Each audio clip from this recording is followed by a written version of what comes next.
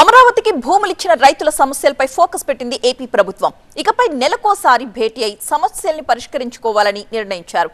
అవినీతికి పాల్పడుతూ రైతుల్ని వేధించే అధికారుల మీద వేటు తప్పదు అంటూ హెచ్చరిస్తున్నారు మంత్రి నారాయణ. రాజధాని గ్రామాల్లో రోడ్లు, డ్రైన్లు నిర్మించేందుకు 900 కోట్ల పనులకు టెండర్ పూర్తయిందన్నారు మంత్రి నారాయణ. త్వరలోనే పనులు ప్రారంభమవుతాయని చెప్పారు. అమరావతి రైతు జేఏసీ నేతలతో సుదీర్ఘంగా భేటీ అయ్యారు మంత్రి. సిఆర్డీలో కొంతమంది సిబ్బందిపై రైతుల ఫిర్యాదు చేశారు. లంచాలకు ప్లాట్లు ఇవ్వాలని రెవెన్యూ అధికారులు విధిస్తున్నారని మంత్రికి వివరించారు. కౌలు రైతుల సమస్యల పరిష్కారంపై దృష్టి పెడుతున్నామన్నారు మంత్రి నారాయణ. సిఆర్డీఏ ప్లాట్లలో కొత్త హద్దురాళ్లు ఏర్పాటు చేస్తామన్నారు. 14 సమస్యలు మేజర్గా వాళ్ళు యాక్చువల్గా తీసుకొచ్చారు. 15th ఫైనాన్స్ నిధులు రావట్లేదు.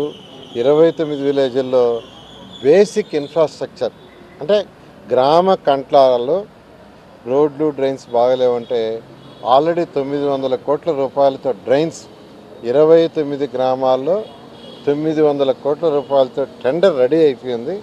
ఈ నెలాఖరు లోపల ఆ టెండర్ పిలిచి 29 గ్రామాల్లో పూర్తి చేస్తామని యాక్చువల్గా చెప్పడం జరిగింది.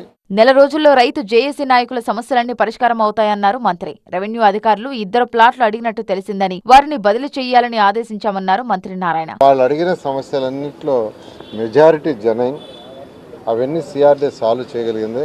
ఒక 2 అధికారుల మీద యాక్చువల్గా ఇవాళ చెప్పారు. యాక్చువల్గా లాస్ట్లో అంటే 14 ఐటమ్స్లో లేదు, అది చెప్పారు. ఇమీడియట్గా కమిషనర్ గారికి చెప్పాను. వాళ్ళిద్దరిని అక్కడి నుంచి యాక్చువల్గా ట్రాన్స్ఫర్ చేసేమని, లేకుంటే బ్యాక్ నుంచి పంపించి దాని మీద యాక్షన్ తీసుకుంటాం. అమరావతిని రాజధానిగా నోటిఫై చేయాలనడంతో పాటు సుప్రీంలో ఉన్న కేసులు, కౌలు అంశంపై చర్చించామన్నారు రైతు జేఏసీ నేతలు. 2వ దశ ల్యాండ్ పూలింగ్ పై తమకు ఎలాంటి ఇబ్బంది లేదని, అమరావతి నిర్మాణానికి తమ సహకారం ఎప్పుడు ఉంటుందని చెప్పారు. 29 గ్రామాల రైతులకు ఈ అమరావతి రాజధాని విస్తరణ, కొత్తగా పూలింగ్లో తీసుకునే వాటి మీద మాకు ఎవరికి ఎటువంటి ఇబ్బంది కానీ మాకు ఆ ఇష్యూలో మేము మా యొక్క పాత్ర లేదని మేము భావిస్తున్నాం. ఎందుకంటే మా భూముల్లో మాకు రావాల్సిన ఎల్పిఎస్ ఒప్పందం ప్రకారం మాకు ఏదైతే మాకు ఇస్తామన్న ప్రొటెక్షన్ వరకే మేము చూస్తున్నామండి. రైతుల సమస్యలు పరిష్కారంతో పాటు అమరావతి నిర్మాణంలో ప్రజలందరినీ భాగస్వామ్యం చేయాలనే ఉద్దేశంతో మై బ్రిక్ మై అమరావతి పేరుతో 2014-19లోనే విరాళాలు సేకరించామని, ఇప్పుడు కూడా అదే విధానం కొనసాగుతుందన్నారు మంత్రి నారాయణ.